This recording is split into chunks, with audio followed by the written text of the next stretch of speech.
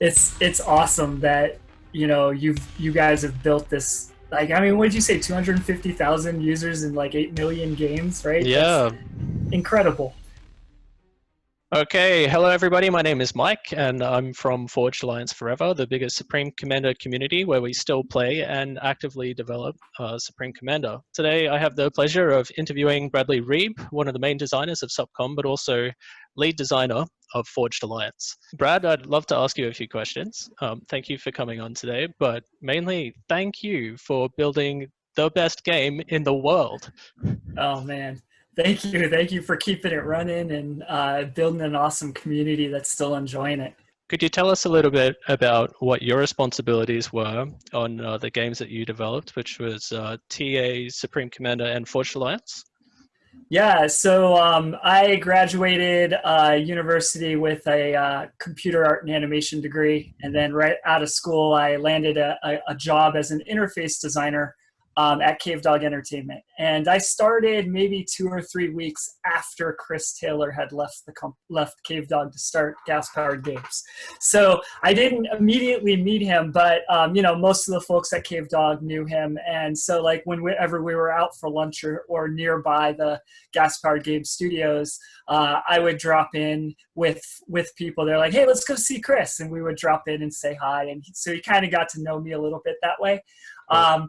So yeah, on Total Annihilation, I was an interface designer on the Boneyards team. So one of the responsibilities I had was building out all the matchmaking services, and then building the metagame, the Galactic Wars that allowed the Total Annihilation games to go up to a server, and you battled over the planets and won a sector, and then we would release a new one. And that was sort of my first taste of game design professionally.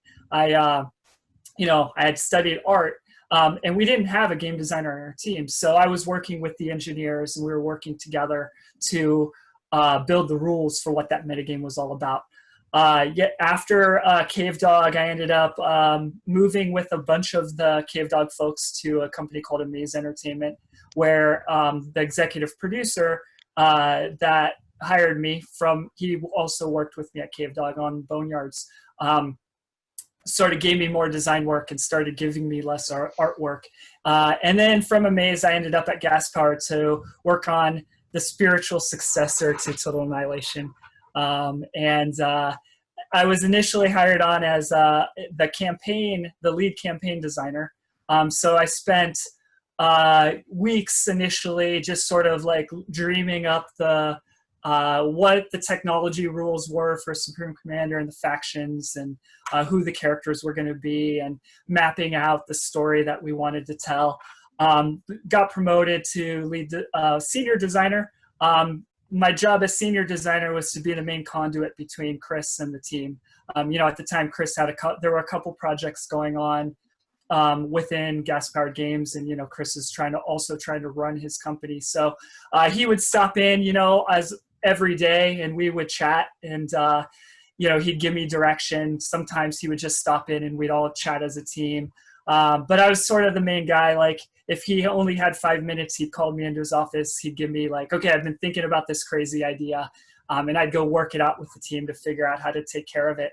And then once Supreme Commander shipped, Chris sort of gave me the reins and let me and the team just run. We had a plan. We kept him in the loop on what we wanted to do and where we were going. And it was really a great highlight of my career to work on this game.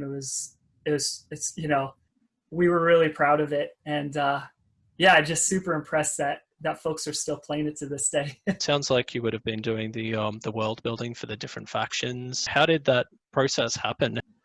Yeah, Chris kind of had thoughts on what he wanted out of each of the factions. We had a lot of initial conversations with him about, the themes for each one. Like the UEF is, the traditional military about order and expansion. In a lot of ways, kind of the main player driving the storyline in the first campaign, as far as how aggressive they wanted to be, and then the AN kind of come in, and they're the fanatics. They have a better way for humanity. then the Cybran, the revolutionists who, see the oppression of the UEF, don't really know, they're a little scared of the Aeon. But one of the goals that Chris had was they should all be really terrible, and you can also sympathize with them when you see things from their point of view. So, the Aeon, they had that vision of humanity's destruction, and they wanted to save humanity ultimately. And the only way they knew how was through this fanaticism and forcing the way on everyone. And the Cybrans wanted to liberate their people and just live peacefully and in harmony with folks. And the UAF, they thought they were the best shepherds for humanity, and they had they thought they knew what was best as well. But and then from the other side, you can see how the oppression of the UAF against the Cybran race, and and their unwillingness to even want to hear what the Aeon are, the xenophobia there. So it was really a cool starting point for us. One of the interesting things at the time was, StarCraft was still really big, and Chris did not want us to have alien factions at first. He wanted them all to be human. All of them needed to have be easy to attach to, and he just didn't see how you could sympathize with the Zerg, or you could sympathize with the Protoss because they're so alien. And so that was sort of an important direction that we got. And so once we had that direction, we spent, if I'm remembering right, weeks, we found an empty conference room that didn't even have a desk in it. And me and a couple of the other designers were just brainstorming, what are the rules for quantum technology? Why is an ACU teleported onto a planet? And why isn't it just a ship carrying, hordes of units that drops down? And so we had all these rules. And what was actually hilarious is our cinematics got behind at the last minute. And the first time we're seeing the mock-ups, and the cinematics team was just cranking them out right at the end of Supreme Commander. And the first scene, you see a spaceship, and we're no, our game rules are ruined because we said you can't teleport spaceships through the galaxy. It was the ACU is a special thing that you could drop in on planets and then build from there. It's a bit like Terminator, isn't it? They can only send back one unit. Right. The whole army. Yeah, and so that was something we had to give up a little bit in the fiction, but I remember having lots of discussions about that, about that one scene. And then, all the characters, once we had sort of the rules of our universe and the physics, and we read these quantum physics books and everything, and had discussions about that. It was really, we had some deep conversations during that time. It was pretty fun. Oh my God. Yeah. And then we would, start thinking about the characters. And, I think the UEF characters were pretty fairly typical, but,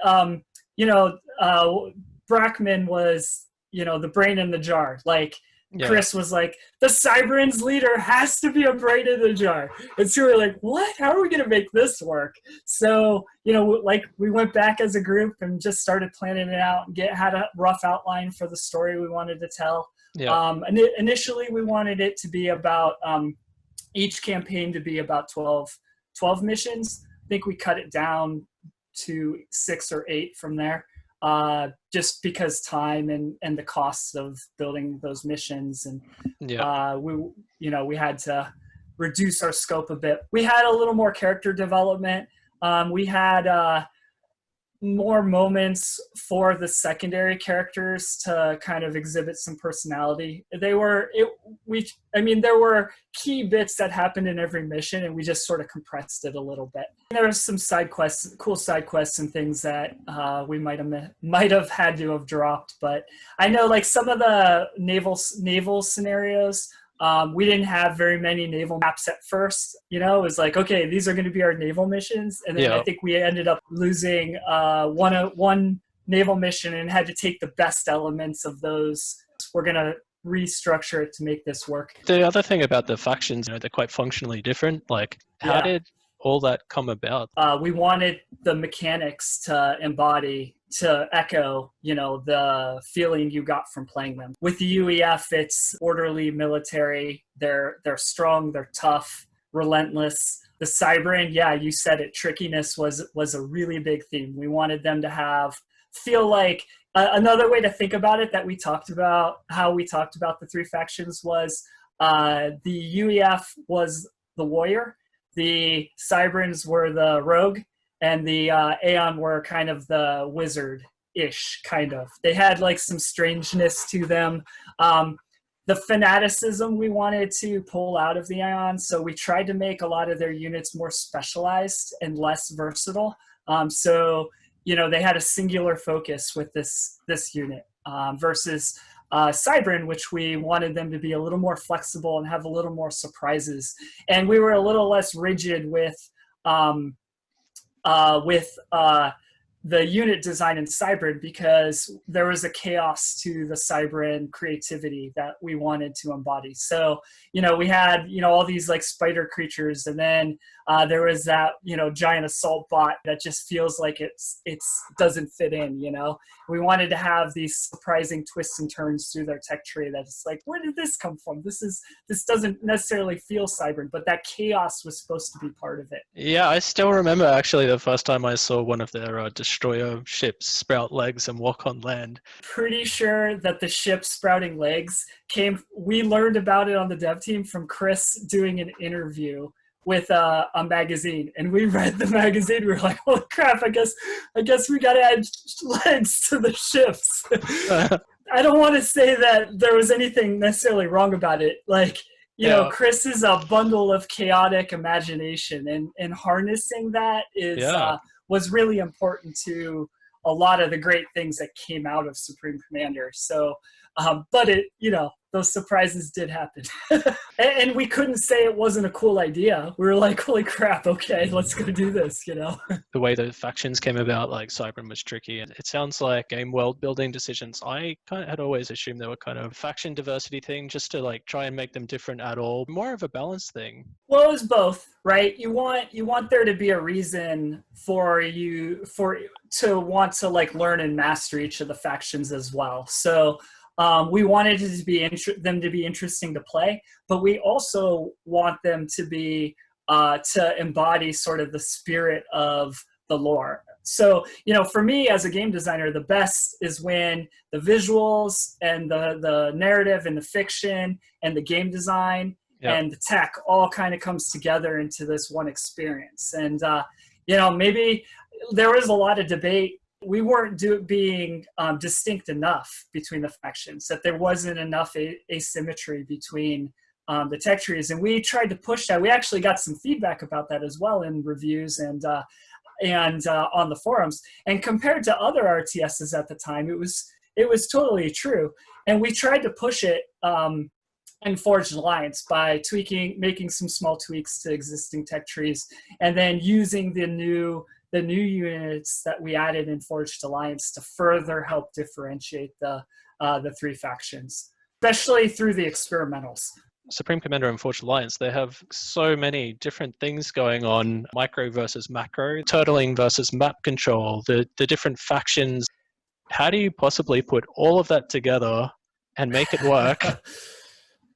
When you're in the middle of it, you don't think about how hard it all is. You just think about the core vision. And so we had, the core vision around the meta level gameplay was around intelligence, logistics, and then strategy, right? And we didn't think a whole lot about tactics, the micro, during the development of it. We actually, in a number of cases, backed away from units that maybe were a little too micro in how their abilities worked, because we really wanted to differentiate ourselves in the RTS space and focus on, the strategy, the intel, and the logistics. And And so, we ended up adding just, hairs of micro here and there, especially around the ACU with the individual upgrades that he can do.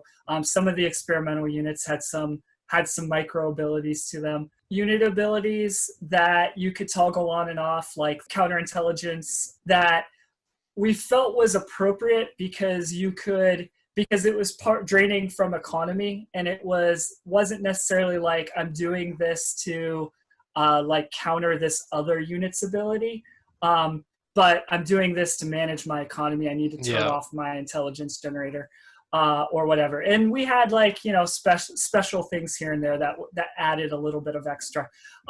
We also thought about the rock paper scissors with the game. Like Chris always went into interviews saying we don't have rock paper scissors, and we didn't, as far as like spreadsheet comparison of damage type versus defense value, and then calculate how much damage there was. But we did have a rock paper scissors as far as indirect fire versus direct fire versus range versus defense, and all of those components. And we spent a lot of time as new units were coming in, doing play tests on the team, making sure that like air units weren't dominating, over dominating the AA, and making sure that there were lots of different strategies. And when we felt like one became dominant, we would tune that area or introduce like new units as we were developing, because we had an overall like paper plan for here's all the units we wanted, but that evolved as we were building units. It's like how we felt about the game. It was like, okay, we need a little bit more naval presence, so let's focus on some gunships, or let's flesh out our naval arsenal, which always led. I love talking. I always appreciated Chris Taylor's guidance on naval warfare. He has like a really deep understanding of crossing the T's, and how naval ships actually fought in like World War II. And it was always really I got so much insight from how to make naval warfare feel great from those conversations. It was really cool. TA was a great game. We had like a great recipe to start from. It was, how do we make this recipe our own? And so, one of the things was like, okay, this is the big innovation we're going to do, is we're going to take TA and then we're going to add this strategic zoom to it, right? To make these battles like even larger than you could ever imagine in Total Annihilation. And like one of the things we realized was, holy crap, like the logistics of getting your troops to the battle was not easy, right? Because there wasn't like the ferry system in TA. And so that was one thing I was working with the engineers on, was how can we get these set up the automation system using our shift click interface and the command and control interface to allow you to set up these routes. And once we got that in, it shrunk the size of the maps, which is kind of funny to say. We wanted these massive maps, but it shrunk the size from a gameplay feel perspective, because now you could actually get your units where you needed them to be. Yeah, what do you see as being some of the really critical decisions that were made, like good or bad, throughout the entire development phase of both games? There was a lot of pressure, I think, initially to make every faction sort of embody one locomotion type. So Aeon was going to be all hover, and Cybern was going to be all walker, and UAF was going to be all treaded and wheeled. Right. And but that was really conflicting with some of the game design goals of having each of those movement types have small differences in how they handle slope, and how they handle water, and how they handle movement around the map. And so we discovered really quickly, hey, Aeon is like, with their hover abilities, they just have way better map control than anybody else. So like, we really can't do that. And we tried some ways to try to preserve it and contain it, but like no matter how many different colors you put on a hover effect, it looks like a hover effect, and you can't tell that this hover effect can't go over water, and it can't, or it can handle slopes better. So we ended up just scrapping that, which was a challenge for the art team to figure out. Like, all right, well, how does an Aeon treaded vehicle look, and how is that distinct, and how do we preserve the silhouette of the circle and the, you know, and the square and the triangle?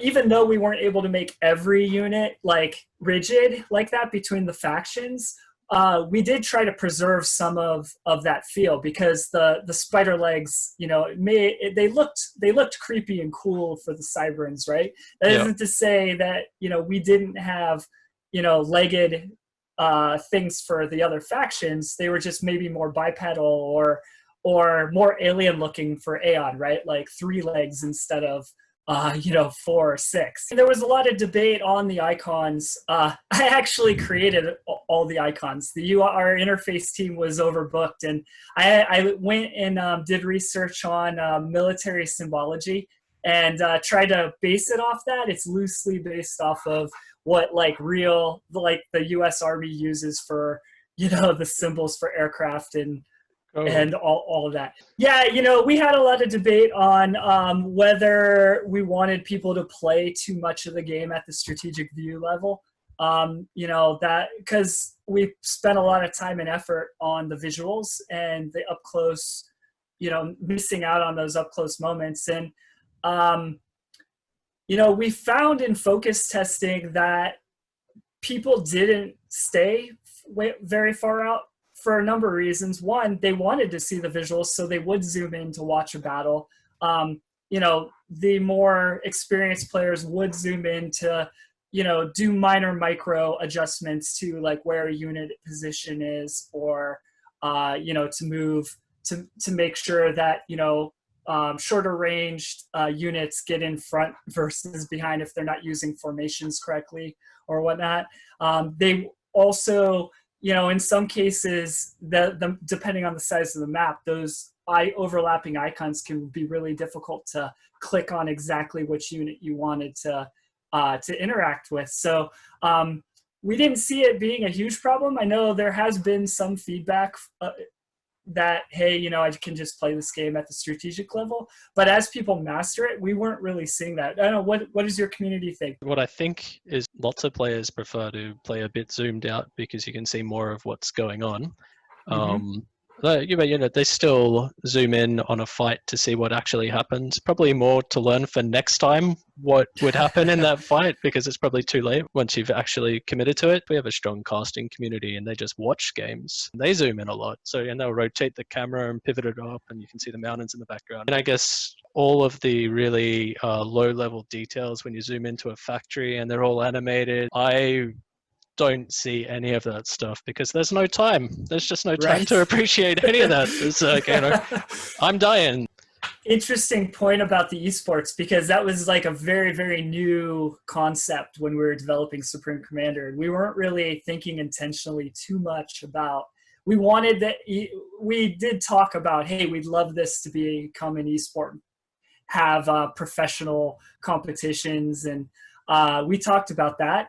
But we didn't really have a maturity around the notion of what esports means. So we didn't really think about broadcasters with strategic zoom. That's awesome. Yeah, well, it actually kind of happened organically, I guess. So, like, we've got like some casters. Some of them have put out hundreds of videos. Like, I don't know what the most would be, but I'm sure it would be 500 videos or something like that. And they, you know, they know all the unit names. They're like even the Seraphim ones, because do you know any Seraphim unit names? The Yuasha. There was our writer created a language for all of the Seraphim names. Yeah. There's no official pronunciation, so people just make it up and then it catches on. And they're talking about all the units. They're talking about strategies. They know the maps. They know how to play their maps. They know like the meta game. They know like the strategies. They know the counter strategies, and they're talking about it. And they make it a bit exciting because when things are like, oh my god, he's only got 200 hit points. Will the shot? Will he get the shot off? And like yes, and then boom, and all this type of stuff. So they just make it really exciting. And then you get like different types of casters where you have the more entertainment-based ones who are like that, but then there's other like drier, geekier people, and they won't be quite that entertaining, but they'll tell you the damage per second of a unit. They'll tell you, all sorts of statistics, and you get all different flavors of geek coming out on this. Then there's the people making tutorials. There's people demonstrating how to do builds on maps. So given this starting position on this map, here's what to do to get like T3 air out by a certain minute of the game and all that type of stuff. So it's just really cool, and this all just happens. It's just like organic. I don't think anyone really organizes this stuff. It's just people playing and sharing what they care about. And 10 years later, if you see where it's at, it's actually like in a really, really cool place. When you walked into the Forged Alliance, the first expansion pack, what sort of ideas did you start with, like from day one before the project even started? We had shipped Supreme Commander, and we had a much better idea of the kind of game that we had at that point. The way I thought about it was that there were kind of two kinds of experimental units. There were the units like the Monkey Lord and the Colossus and all of the the things that just you drop them in and they're just like big hammers, and those are important, right, for breaking a defense or ending a game or whatever. So we wanted to fill gaps. We wanted to with the existing factions, we wanted to further enhance the factional differences and make because we were getting the feedback in the community that and in some of the reviews that the factions just didn't feel different enough. And then we wanted to bring in a new faction, and we kind of spent a little more of our budget on the existing factions than I think we initially wanted to, which led to there being a few less units in the Seraphim faction than we ultimately were hoping for. And our goal was, hey, if we're successful, we can keep building on the Seraphim faction and expand. Who knows where we were going to go from there. But so what we needed to do is figure out, like, okay, what's the relationship of the Seraphim faction compared to the Aeon, right? The Aeon took bits and pieces of this like philosophy from the Seraphim, right? And kind of created this like cult around it. Yeah. But what would the Seraphim really be like? And so, our writer went off and dreamed this incredibly cool story, and we had a lot of discussions about, well, should the campaign be about you playing the Seraphim coming and like kicking the butt of these humans. And we kind of went back to some of Chris's initial direction, which was like, hey, people identify better with the humanity. So but then we had these 3 campaigns, and we didn't have a huge budget to do a campaign for each faction. And so we made the whole thing about, like these factions coming together, these enemies that have to join together. The UAF, was spreading, the Aeon was coming in, the Cybrants, took the conflict between those 2 factions to like strike and try to free their brethren. And now they have to like join together.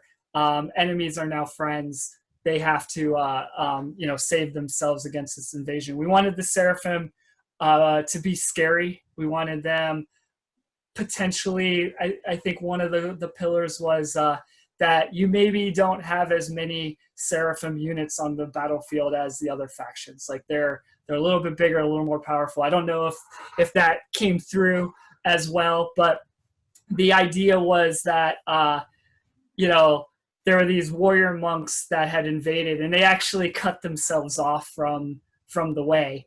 And, they kind of saw humanity and what Aeon had become, and were like, we got to exterminate because this is not good for the universe.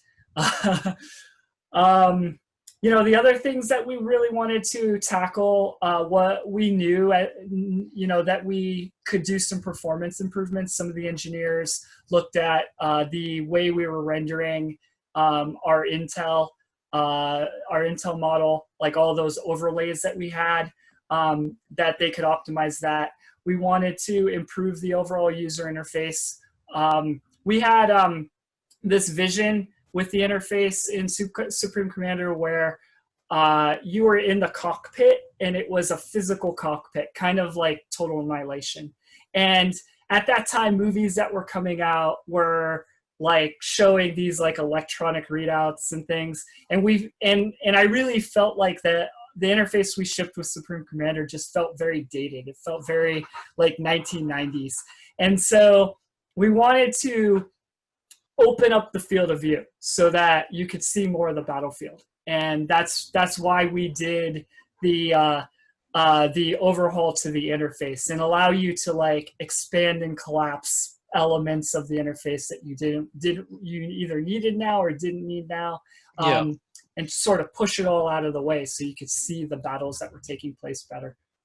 Yeah, we actually upgraded it again more recently. We've changed some of the menus around just to make them kind of probably smaller and do a bit different things. We've got like map previews that when you're choosing the game, it shows where all the significant reclaim is on the actual map preview. So for a new player who's walking into it, they have some idea about strategically what the map's about, because sometimes that's really important. Plus, we also upgraded the UI to be 4K support because it didn't really work that well on like really better screens. Everything was really tiny, so and someone redid all of the strategic icons. They like look pretty much the same, but they're just bigger. So once again, for the 4K support. So yeah, plus someone did a whole different alternative icon pack that you can just add in to like just completely change them all. And I guess the main thing it does is it's highlight important buildings, like a nuke launcher or something like that gets totally emphasized. It's unignorable, but very controversial because most of the community is really purist and they just want everything to be the way that you made it. Maybe if you were still involved, you would just change it. Whereas we kind of don't get to just change things. We have to always like give the option, or we annoy people. So like one of the great things about Supreme Commander now is that the community owns it. So if you have a better way, you should do that. If we can get consensus, which is really, really hard to do. That's the thing. It's hard on a development team too.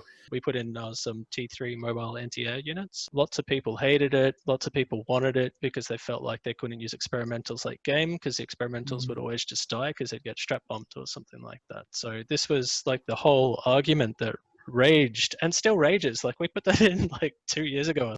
I don't know. You probably just ran into like lots of criticism in the forums and stuff back in your day as well, where just you'd release a new feature and was everybody just arguing about it and whether or not you should go in a certain direction or not? One of the good things is about game development is the feedback loop you get into with your community. And if there's a lot of angry folks on your forums, that means that they care. And you can't make everybody happy, of course, especially when the community is not unified on the direction, as you know. But you can listen to the spirit of that feedback and try to respond, and if you don't respond, then you probably don't deserve your community. So, we took all the feedback to heart that we got and tried to respond to as much of it as we could.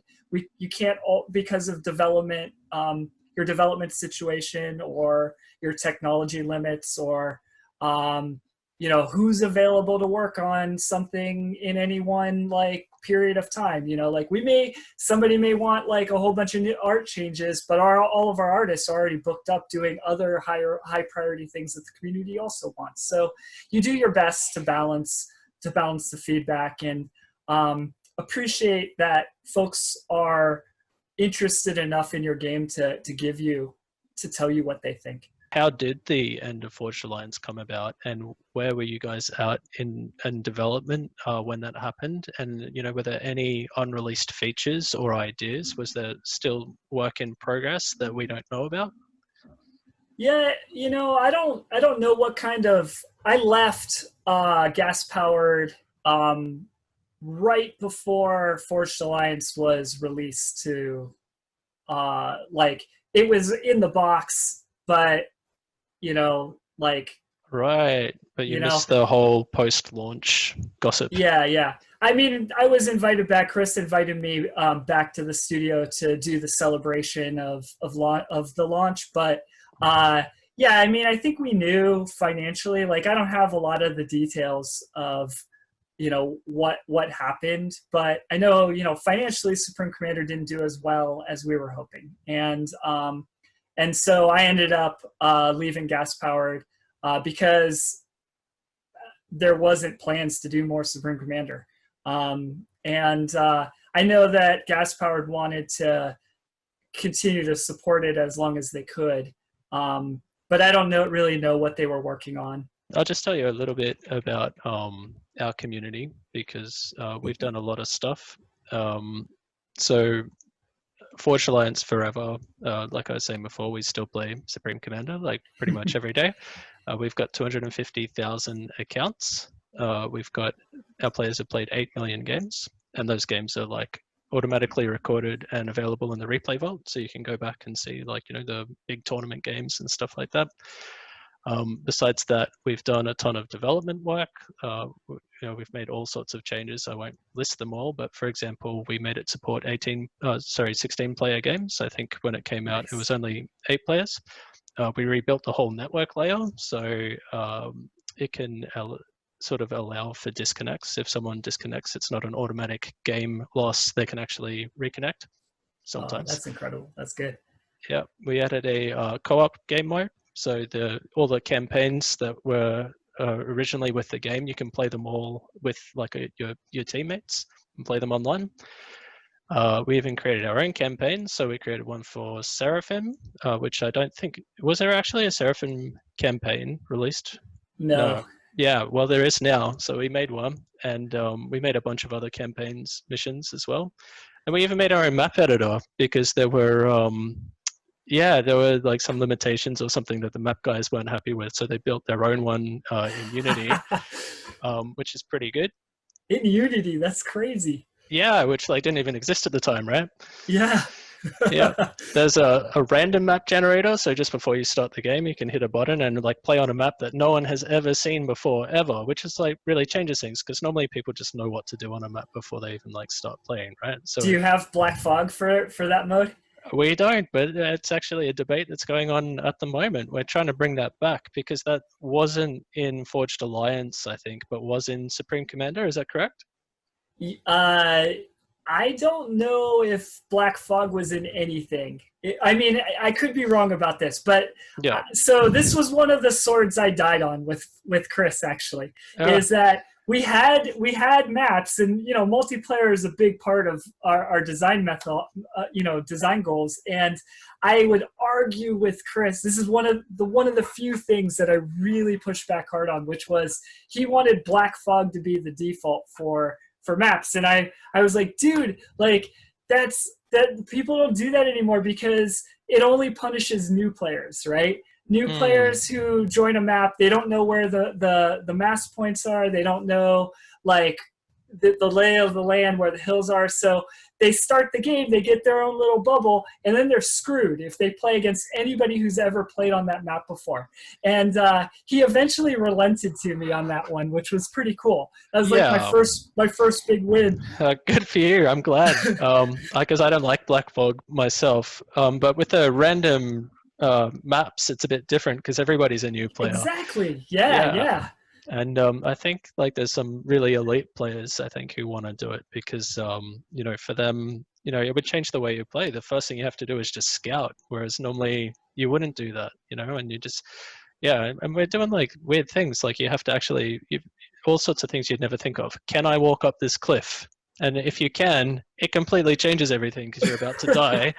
And besides, I haven't actually seen any bugs in the random map generator, but you could assume that there could be bugs where you can walk up cliffs that that shouldn't be walked up and all that type of stuff. So add black fog to the random maps. Okay, I'll pass it on to the development team. Okay. Okay, I already said we did the 4K monitor support, but we've done like tons of bug fixes, desync fixes, balance fixes, performance fixes, all this type of stuff. And that's, besides just the normal things, tournaments, cash prizes. We have these, I think we got right now a tournament for $600 US, which is probably not that much compared to some of the other communities, but we have these things like all the time. Plus the mapping and modding community, it's all really alive. I'll send you some stuff and show you like some of the maps that we've created, but they're like really like just beautiful and kind of pushing the limits past, I would say, what the original maps came out with. We're making our own textures and throwing them in, all that type of stuff. And I guess it's like interesting to talk about because there's some people I know that's still playing on Steam because the new generation just comes in and buys it every year because they've just like gotten a little bit older and want to check it out.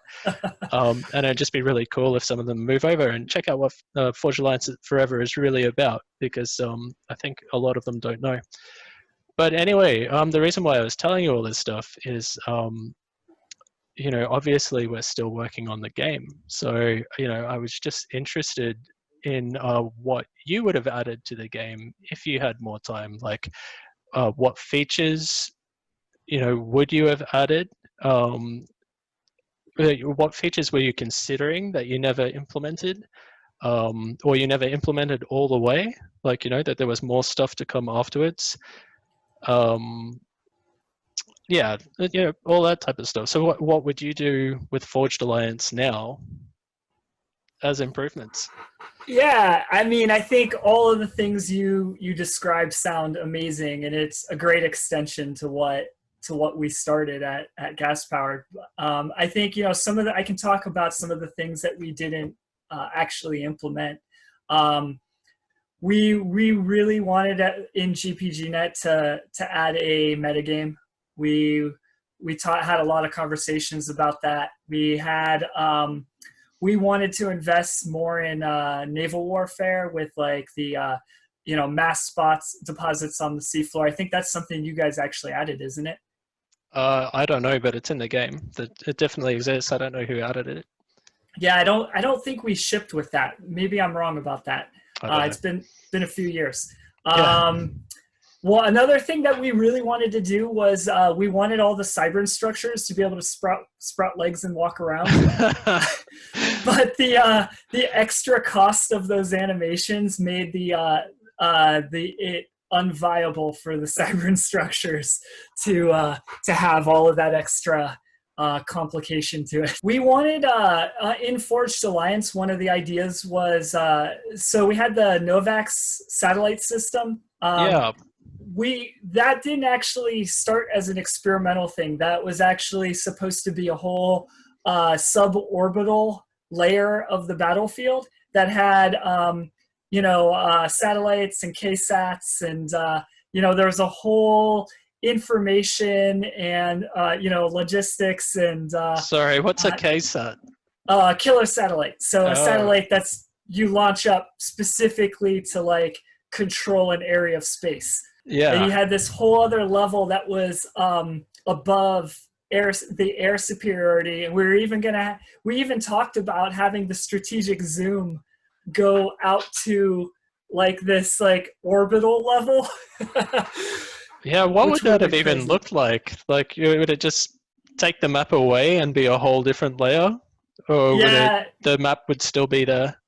And you would have, that like orbital view of the planet below with, we had an idea of that you would still see the battlefield bounds on it, and you could still see the icons moving underneath the orbital layer. But these were just dreams we had. We loved the idea of the satellite, and so we implemented the Novax one of the goals of some of the experimentals in Forged Alliance was to give them drawbacks. to make them more interesting. Like, it's not just this like giant hammer you're going to build and it's awesome, but I've got this satellite that is completely invulnerable. You can't do anything about it, but the control center is totally visible on your map, and you better defend that thing, because if the enemy like knocks it out, your satellite's gone. And the was it the Aeon or the Seraphim structure that like generated nearly infinite resources, but had this the like, Paragon, the yeah, Aeon Paragon. it Yeah, didn't have very much health, and if it blew up, it takes out like most of your base. yeah, that's a really good dynamic, because otherwise it would be kind of like crazy.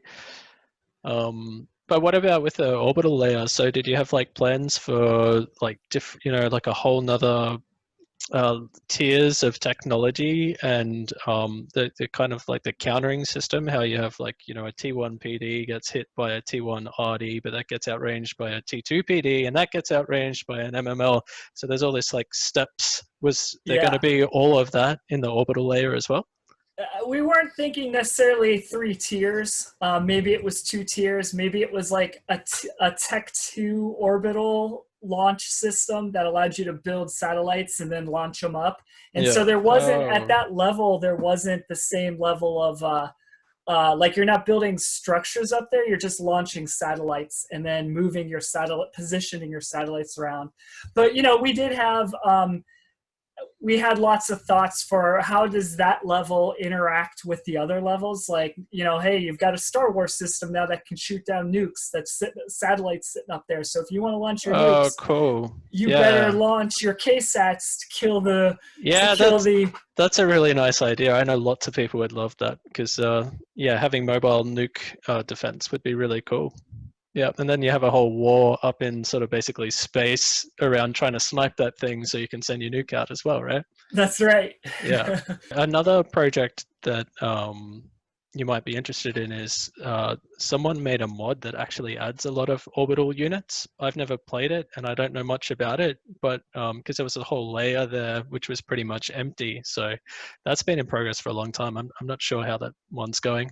But the other one that does have quite a lot of active developers on it is the Nomads Faction, which I think that you had a look at some of the pictures of that. But what that's all about is the developers are adding a 5th faction to the game called Nomads, which is, their lore is basically the space mercenaries or something like that, and I think a human faction once again. And they've all got some different capabilities and a whole bunch of new weird traits and stuff like that, and the guys are making the new models, the animation, shaders, all that type of stuff. They had to make custom dev tools like exporting exporters from Blender and things like that to the right file formats and all that type of thing. But I was just wondering what you would do with a 5th faction, like if you had, given the 4 factions that are already there, and you had to add a 5th one and make it meaningful without totally destroying everything that's already there. What would you do with that? Yeah, I mean, I think the challenge with the by the way, the concept art that I've seen and the unit models that I've seen for the Nomads they look amazing. I think the challenge is like, how do you find that unique role for them? If they're a mercenary faction, maybe their thing is about mobility, and maybe they have a lot of mechanics that allow them, their transports are very efficient, or maybe they have completely different kinds of transports that allows them to get their units around the map, and so they're more ambush like. Maybe they don't have permanent base structures. They're called the Nomads, right? Maybe all of their bases are mobile and you can move them around the map, and then so that there's no the enemy has to have great intel on where the Nomads are, or you're just going to get outflanked by them. As the Nomads, maybe they have different ways of collecting mass so that they aren't stuck defending specific spots. I think, if you're going to have a faction that's about mobility, that's going to be really important. I think Like, Go ahead. I guess I could just use the mass fabs or something like that. They build mobile mass fabs and have them roaming around the world. And yeah, like all the guerrilla fighting and ambushing that you're talking about. So it'd be more about speed and not about upfront strength, maybe. Maybe their all of their like supporting structures are things that get added to their factories. So you just start bolting on mass fabricators and power generators and stuff. And so as their base as they advance through tech tiers and stuff, their actual mobile base becomes bigger and bigger.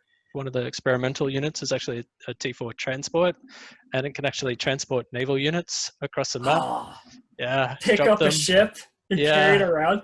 Yeah. That's awesome. And I think it can drop monkey lords as well. It can't drop all the experimentals, but one of the experimentals I think can shoot from the transport as well. So it's kind of like a ghetto gunship. The ACU upgrade, one of them is it gets like a speed boost. The sub commander can transform into basically like a gunship and just fly and then land again and transform back. So that's awesome. They all of those ideas fit like quite well with what you were saying. So it'll be interesting to hear what the Nomads team's feedback is after hearing your ideas, because there's already like so much overlap. The other question I had is like, technology has come like a really long way and lots of limitations have gone.